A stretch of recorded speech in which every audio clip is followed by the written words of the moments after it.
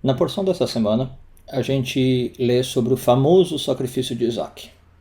Mas hoje você vai ver uma leitura totalmente diferente, totalmente inovadora, que muda 180 graus a perspectiva da história, baseado em algo que eu li do rabino Mark Angel, e eu acho que você vai gostar bastante.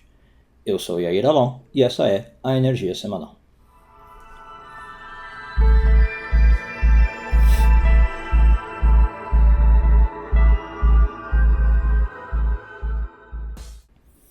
Essa semana estamos lendo a porção de Vaierá, e nela descreve-se a famosa e dramática passagem em que Abraão é chamado por Deus para sacrificar o seu filho, Isaac, e a gente vê todos os detalhes dessa história. Bom, os comentaristas ao longo da história fizeram algumas perguntas a respeito dessa passagem. Né? Primeira coisa, por que Deus precisaria testar a fé de Abraão de uma maneira assim tão dramática, né? Pedindo para matar o filho dele? Podia testar de várias outras maneiras. Por que que Abraão ouve o que Deus pede sem hesitar, né? Sem nenhuma resistência? Os comentaristas, claro, dão suas ideias, porque Abraão tinha fé, né? Mas é uma pergunta que a gente deveria pensar. Por que que Abraão faz isso sem resistência nenhuma? Por que que o anjo de Deus, né, intervém na história no último momento? Abraão está com a faca no pescoço, prestes a cortar o pescoço do filho, e só aí o anjo intervém. Bom, então vamos tentar olhar algumas coisas de um modo um pouco diferente do que a tradição já vem olhando. Vamos começar olhando o versículo Gênesis 22, 2. O versículo diz assim, eu já vou ler em português. E disse, toma agora o teu filho, o teu único filho, Isaque, a quem amas, e vai-te à terra de Moriá, e oferece-o ali em holocausto sobre uma das montanhas que eu te direi. Vamos fazer um exercício de raciocínio, vamos dizer assim, ou de imaginação, e ver o que Abraão poderia pensar frente a essa frase de Deus. Então assim, a frase começa dizendo, toma agora o teu filho, teu único filho. Abraão poderia dizer, mas espera aí, eu tenho 2 filhos. Eu tenho Ismael, né? Isaac, é verdade, está aqui comigo, Ismael. Isaac não é meu único filho, como diz o versículo. Né? Tudo bem, Ismael foi mandado embora, a pedido da Sara, com aprovação, né, de Deus. Deus falou para ouvir o que a Sara fez, mas ainda é meu filho, certo? Aí o versículo fala, o filho a quem amas. Dá a entender que ele não ama Ismael. E a Bíblia não mostra isso, né? Abraão poderia falar, mas calma, eu também amo Ismael. Eu não fiz facilmente a expulsão dele, foi com relutância, né? A mais do que isso, a gente sabe que Abraão via Ismael como mais forte do que Isaac, né? Abraão via Ismael como muito mais possível de ser o próximo herdeiro, tanto que em Gênesis 17, 18 ele pede para que Deus aceite Ismael como herdeiro dele. Ele acha que nem acreditava muito em Isaac, né? O Isaac ele via como um garoto tímido, um garoto até fraco, né? Como é que Abraão não via nele o seu sucessor, né? Ele não via nele um caráter de força, de fé para constituir um novo povo, uma nova nação, né? Então aqui a gente começa a entender uma coisa, por que Abraão talvez não ofereceu nenhuma resistência? Os comentaristas tradicionais dizem que é porque ele tinha fé em Deus e fez o que Deus pedia, mas eu acho mais interessante, né, como eu falei, baseado na leitura que o Mark Angel faz, talvez Abraão não valorizasse Isaac, né? Talvez na cabeça de Abraão ele estava pensando assim, bom, agora chegou a hora de eu me livrar de Isaac e conseguir pôr Ismael como o verdadeiro herdeiro. Talvez ele estava pensando isso, né? A história conta que Abraão e Isaac viajaram 3 dias juntos antes de chegar no local onde ia acontecer o sacrifício, né? Talvez Deus queria o quê? Que nesses 3 dias Abraão ficasse sozinho com Isaac e conhecesse mais o Isaac, valorizasse mais ele, tentasse entender como Isaac era especial, quais eram as suas qualidades, né? Mas acho que Abraão não pegou a mensagem. Então o que ele faz? Abraão sobe com ele ao monte, amarra Isaac e está pronto a matá-lo, né? Ele fica realmente disposto a matá-lo. Bom, aí o que acontece uma vez que eles estão lá em cima do monte? Gênesis 22, 11 e 12. Vamos dar uma olhada. O anjo aparece e diz, o anjo do Senhor lhe bradou desde os céus e disse, Abraão, Abraão, não estendas a tua mão sobre o moço e não lhe faças nada, porquanto agora sei que temes a Deus e não me negaste o teu filho, o teu único filho.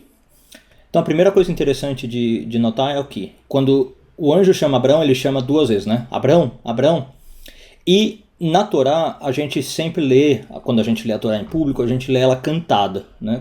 Tem marcas de cantilação nas palavras da Torá. Entre os dois Abraãos tem uma marca de cantilação que se chama pasek. O pasek ele é uma pausa brusca, né? Para quem estuda música, é uma pausa de longa duração entre uma e outra palavra. Isso indica, os comentaristas ensinam, que Abraão mudou radicalmente de uma chamada para outra. Entre o primeiro Abraão e o segundo Abraão, a gente tem uma pausa brusca. Abraão antes do sacrifício de Isaac é uma pessoa, Abraão depois do sacrifício é outra. Originalmente, talvez Abraão não apreciava a grandeza, o valor de Isaac, né? Mas quando ele estava com a faca na garganta do Isaac, talvez prestes a perdê-lo para sempre, talvez ele se iluminou, né? A gente fala na Kabbalah.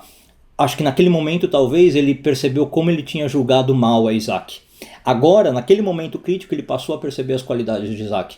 Ele passou a amar o Isaac totalmente, né? Ele realmente teve ali um momento de revelação.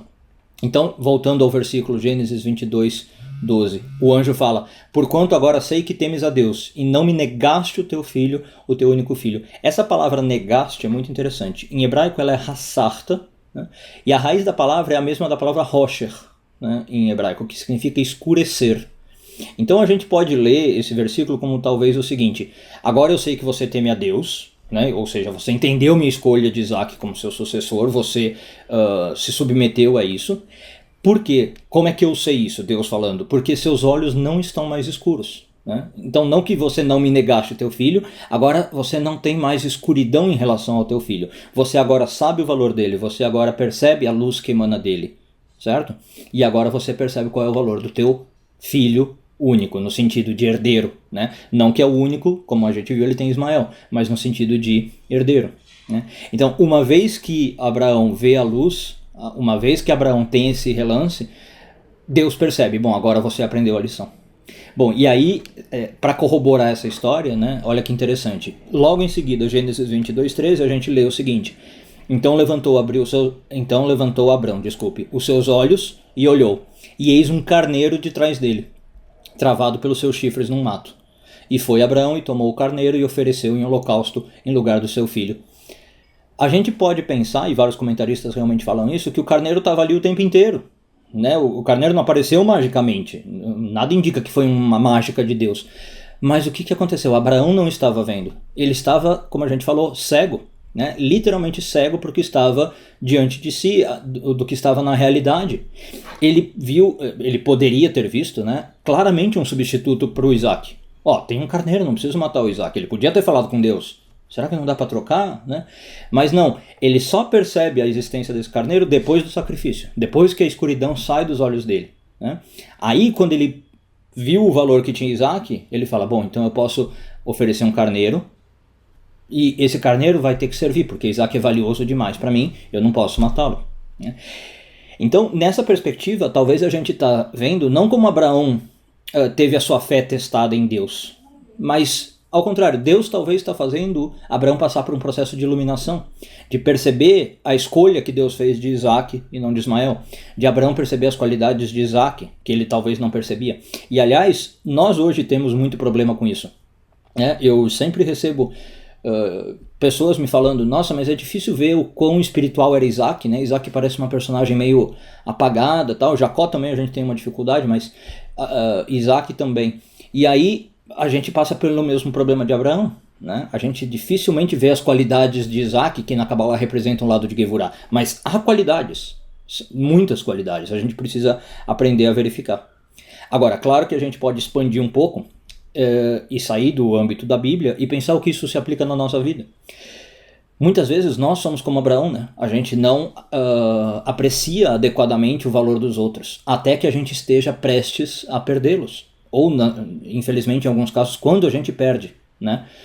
Muitas vezes a gente podia pensar: poxa, se eu tivesse aberto meus olhos antes, se eu tivesse visto a luz antes, eu teria passado por essa experiência catártica, eu teria passado por essa revelação, e eu veria as coisas com uma melhor perspectiva, né? Quando tudo dá certo, tomara que seja sempre assim na vida, a gente percebe isso antes de perder alguém amado, né? Como na história do sacrifício deu tempo, Abraão no último momento percebe. Mas às vezes a gente sabe que na vida nem isso dá tempo, a gente só percebe depois que a pessoa se foi. Então, eu acho que aqui a gente pode ver uma lição, né, de a gente tem que aprender a pensar e perceber as coisas de uma maneira mais lúcida. Sempre se preocupar se a gente não está com os olhos escurecidos. Será que a gente não está valorizando o outro, na verdade subvalorizando o outro? Será que eu não tenho que olhar o outro com mais simpatia? Não deixar que o egoísmo escureça meus olhos, ou que o meu julgamento errôneo e preconceituoso escureça meus olhos? Muitas vezes eu acho que a gente não aprecia o que a gente tem, isso é sabido, até que a gente perda, né? Ou até que a gente esteja prestes a perder. Então, assim, tentar abrir os olhos, tentar analisar bem a situação, tentar tirar essa escuridão, eu acho que é uma boa lição dessa paraxá, dessa energia semanal. E aí a gente evita também um grande arrependimento que muita gente tem de eu não vi o suficiente, eu não fiz um julgamento claro. Né? Quando a gente se preocupa em ter os olhos abertos, a gente depois não passa posteriormente por esse arrependimento de não ter analisado a situação claramente. Então, até num sentido mais amplo, a gente leva uma vida mais simples, porque você fala, eu tenho um cérebro bom que analisa bem a situação. Eu não fico me arrependendo de ter olhado uma situação mal. Eu fico com a consciência tranquila, em outros termos, de que eu olhei bem a situação, valorizei quem tinha que ser valorizado e dei o valor adequado às coisas. Um bom dia a todos, uma boa semana e tudo de bom.